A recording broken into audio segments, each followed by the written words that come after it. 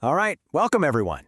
So if you're in DevOps, you live and breathe the pipeline. You're an expert at automating builds, tests, and deployments. But here's the real question. How well do you actually know the application that's inside that pipeline? That's it exactly. Today, we're going to pop the hood and really dig into the fundamentals of the very applications we're all shipping. Because let's be honest, that's where the real magic and, the real problems usually are.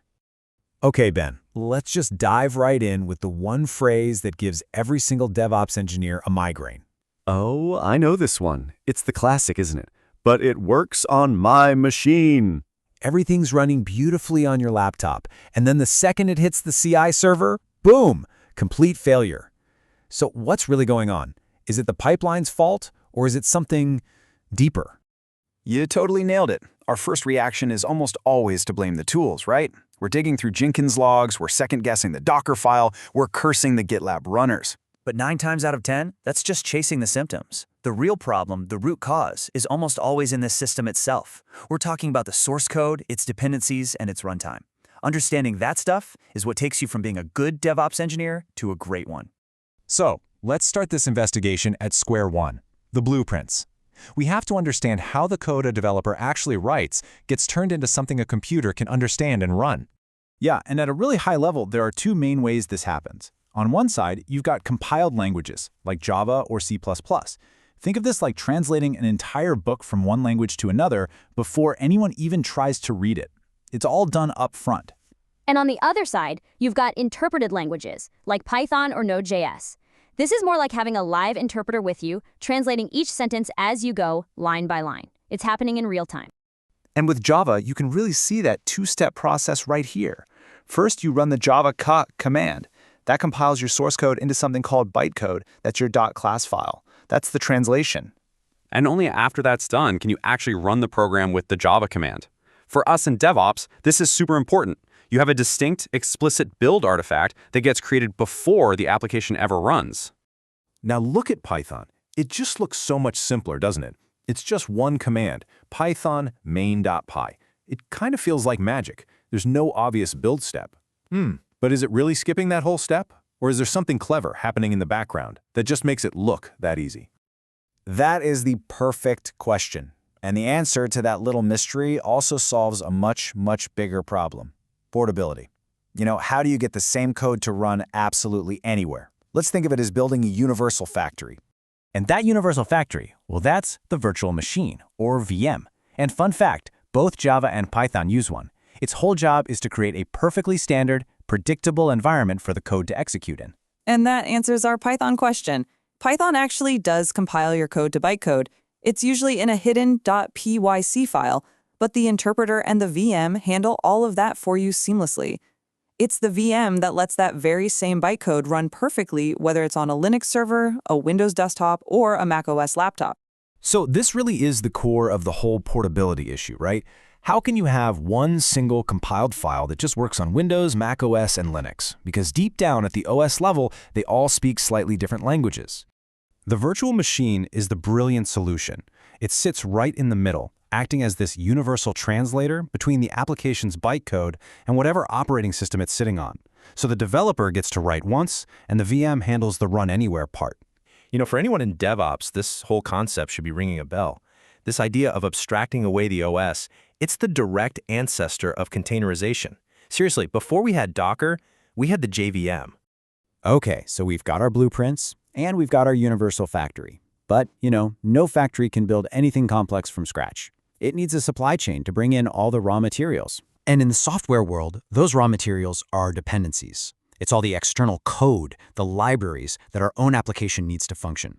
And if you have ever seen this error pop up in a build log, you have witnessed a supply chain failure, firsthand. The entire assembly line has just ground to a halt because a critical part never showed up. This right here is one of the biggest reasons a build passes on a developer's machine, but fails in the pipeline. A missing part. Simple as that. So these parts are what we call packages or libraries. Modern software isn't about building every little thing from the ground up anymore. It's about assembling pre-made, high-quality components. Exactly. These are the building blocks. They handle everything, from running a web server to connecting to a database. They're the nuts, the bolts, the engines of our applications. Okay, so to manage a supply chain this complex, you need an official order form, something that lists exactly what you need. In software, we call that the manifest file. And every language ecosystem has its own flavor, as you can see. For Java, you've got Maven's pom.xml.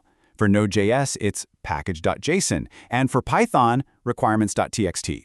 This single file is the absolute source of truth for every single dependency your project has. And that manifest file is absolutely critical for creating reproducible builds. It doesn't just list the names of the parts, it lists the exact version of every single one. And this is what guarantees that the developer's laptop, the CI server, and eventually the production environment are all using the exact same set of raw materials. This is how you completely eliminate the "it works on my machine" problem. All right, so our factory has its blueprints. The supply chain delivered all the parts on time, and the product is fully assembled. What's next? Well, we have to package it up for shipping. This is such a crucial step, and you're about to see that the way different languages handle packaging, well, it's very, very different. Java uses something called a jar file, which stands for Java Archive. Just think of this as the perfect little package. It's a single, self-contained box with all the precompiled bytecode and other resources neatly bundled inside. From a deployment point of view, this is amazing. It's so clean. You have one predictable artifact that you can manage, version, and deploy. Super efficient. Okay, now let's look at the polar opposite approach. Node.js. Instead of that neat single file, you get the Node modules directory. Yeah, and this folder contains the raw, uncompiled JavaScript source code for every single dependency and their dependencies. It's like shipping your final product along with the entire warehouse of raw materials. This is exactly why Node.js Docker images can get so ridiculously large. Python gives us a really nice compromise with its wheel format. A WHL file is a pre-built package, and it behaves a lot more like Java's jar. It's a ready-to-install format, which is a massive win for deployment speed and reliability. It means the CI server doesn't have to waste time compiling dependencies from source, it just grabs the prepackaged wheel and installs it. All right, let's tie this all together. We've got our blueprints, our supply chain, and our final packaging. Now let's see how all of this connects back to our automated assembly line, the CI/CD pipeline. This is it. This is where we finally solve that mystery from the very beginning. This really shows the whole journey, doesn't it? A developer writes the code, that's the blueprint. The CI server then builds or compiles it, that's our factory. Then it gets packaged up into a jar file or alongside its Node modules folder. And finally, that completed package gets put inside a container ready for shipping. This is the modern software assembly line, from start to finish. So here it is, the solution to our mystery. The CI pipeline isn't the problem, it's just the messenger. It's the robot that automates this whole assembly line. Right. When a pipeline fails, the cause is almost always a breakdown in one of these fundamental stages. It could be a typo in the blueprint, a missing part from the supply chain, or a problem with the final packaging. The pipeline is just what tells you where it all went wrong. And that brings us to what might be the most important insight for anyone in our field. Your value as a DevOps engineer isn't just about how well you can write a YAML file. Not at all. It's measured by how deeply you understand the system you're trying to automate. True expertise comes from thinking about systems, not just operating tools.